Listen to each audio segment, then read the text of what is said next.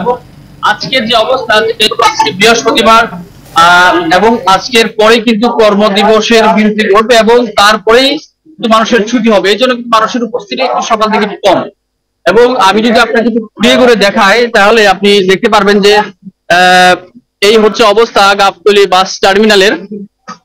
মানুষের যাত্রীদের সংখ্যা কিন্তু এতটা বেশি নেই। ধারণা করা হচ্ছে আজকে সন্ধ্যার পর থেকে এখানকার যাত্রীদের চাপ বাড়তে পারে, কারণ আজকে বৃহস্পতিবার, কালকে থেকে সরকারি ছুটি, সরকারি বেসরকারি যে প্রতিষ্ঠানগুলো রয়েছে তা কিন্তু আগামীকাল থেকেই ছুটি, এবং আর 3 দিন পরে কিন্তু ঈদুল আজহা, এবং ঈদুল আজহাকে কেন্দ্র করে তারিখ টানে মানুষ কিন্তু তাদের নিজ নিজ জন্মস্থানে যাওয়ার জন্য কিন্তু এখানে এসছে, এবং আজকে বেশি একটা চাপ নেই।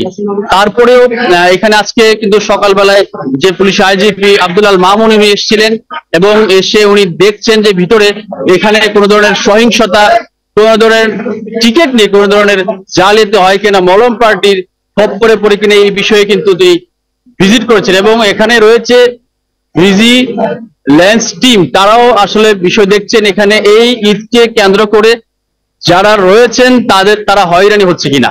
এবং মূলত এখানে ভোগান্তি রয়েছে, মূলত সেটি হচ্ছে যে যেহেতু গাবতলী বাস টার্মিনাল থেকে একটু সামনে হচ্ছে কুরবানির পশুর হাট, এবং পশুর হাটকে কেন্দ্র করে কিন্তু বিশাল আকারে কিন্তু যানজট সৃষ্টি হচ্ছে, এবং যানজট সৃষ্টি হওয়ার পরে এখানে কিন্তু বাসগুলো অনেক দূরে দূরে যাচ্ছে, যেতে পারছে না, যেতে পারছে না।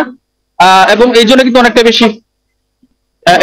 বেশি কিন্তু যানজটের সৃষ্টি হচ্ছে।